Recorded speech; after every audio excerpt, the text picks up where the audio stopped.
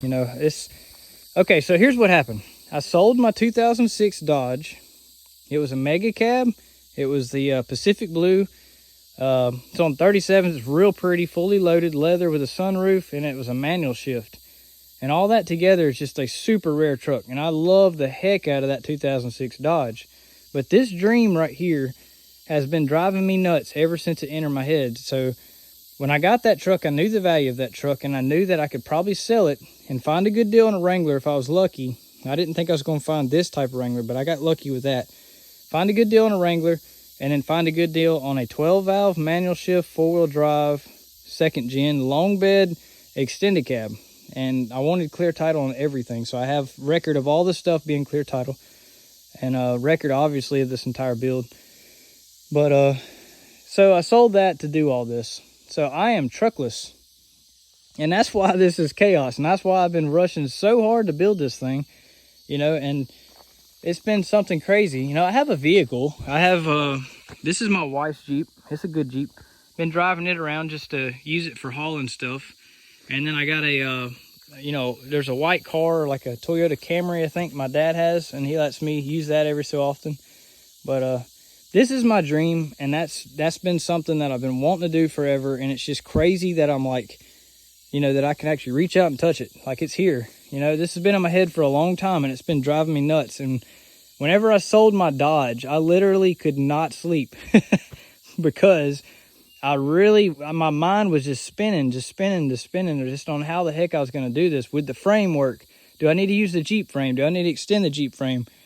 With the engine fit, you know, with the transmission to the cab, do I need to cut the whole firewall out? You know, what'll happen, you know? So the whole build has just been really crazy, and that's the reason why there's so much mess everywhere. I haven't even had time to clean anything, and I know I should be cleaning all this up and taking care of that, and I will as soon as I'm done with this mess. But I'm almost there, and then I'm gonna have an enormous, probably 3 or 4 days worth of super cleaning. Toolbox. So toolbox is right there. Got to sand it down, etch prime it, and then I'm going to bed line it. Once it's dry, it'll be black, and it'll go right here. So I have a toolbox that'll fit. This is a smaller toolbox than a full-size truck. I've measured it. It fits perfect. So that's going to fit awesome right there. I really wish I had my bed rail caps, but I'm waiting on all kind of stuff, and the bed liner in itself, and then doing the gooseneck hitch, which I have over there. It's in the, let's see, it's in the original bed of this truck right there. So I got that set up to put in there. I just need to do it and make that happen. This right here, the only reason why I haven't done it is just today was just so hot. I mean, it was so crazy. I was working over here. I was doing the gas pedal. I was pouring missiles worth of sweat. It was crazy. And I don't usually even sweat that bad, but it's just so hot. It's just crazy. And when it got so hot, I had to take a break because it's just crazy. So anyway, I just need to drill some holes, snap it on there. There's like these little snap pieces, but I'm bolting the bottom 2 bolts on each side. Just that way it's snapped and bolted, because I don't really like the idea of plastic snaps holding my fender on it. Just don't sound right to me. But that'll be in there. And as far as wheel wells, I think I'm actually going to just leave it like this, because I mean, that's a wheel well, you know what I mean? So I'll probably just spray underliner like all inside here, bedline all this, or something like that. Probably underliner or either bedliner, and just shoot the whole underside of this.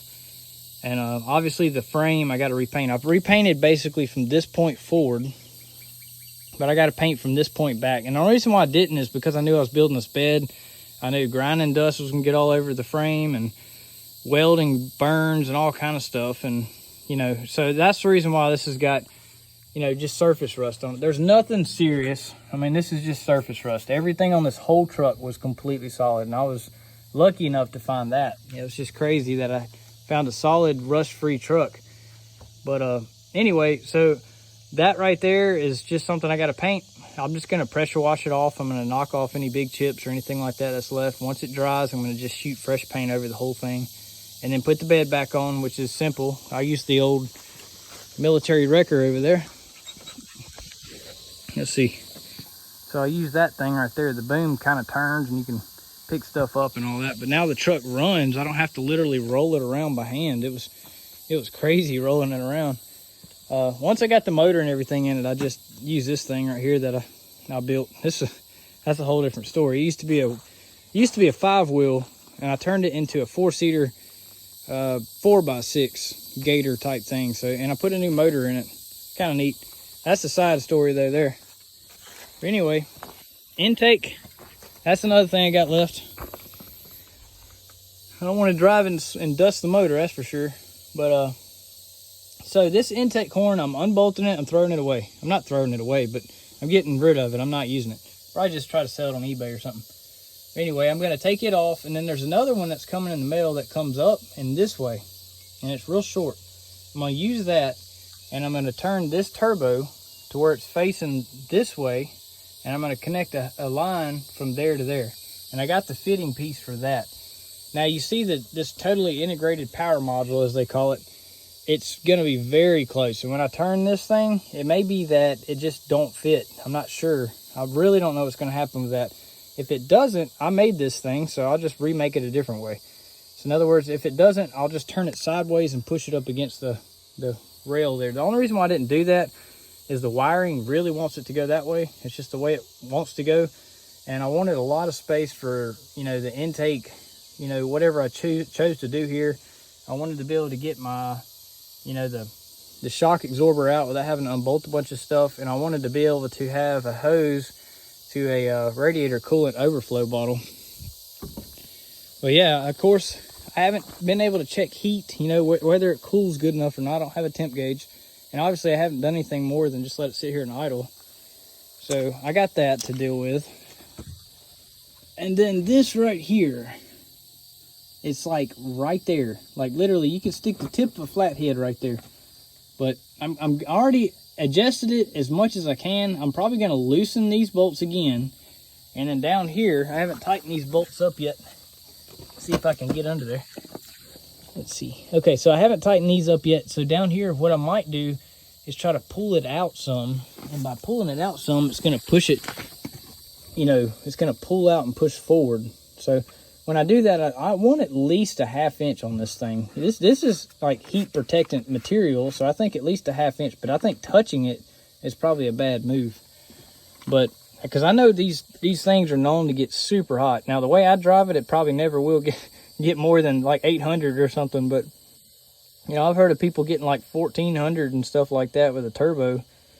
And that's to me, that's terrifying. But I don't know. I don't really know these trucks that well, but I just can't imagine oil seals and a turbo spinning up to 200,000 RPMs, you know, reaching 1400 not PSI, but 1400 Fahrenheit degrees. That's just, man, that's, to me, that just seems like you're just ready to blow something up.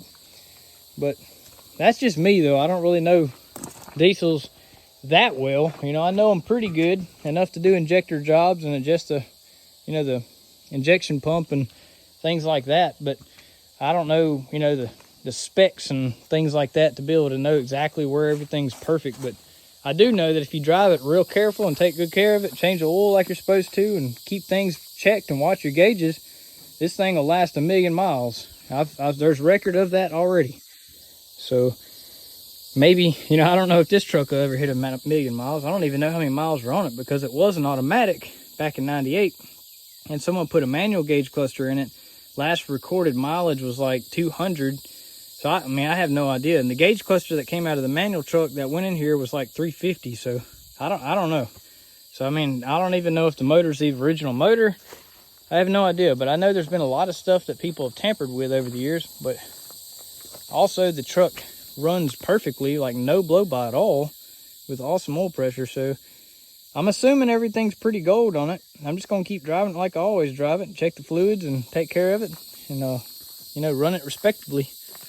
Haul a load when I need to and just drive it around for good fuel mileage as far as, you know, for a Cummins.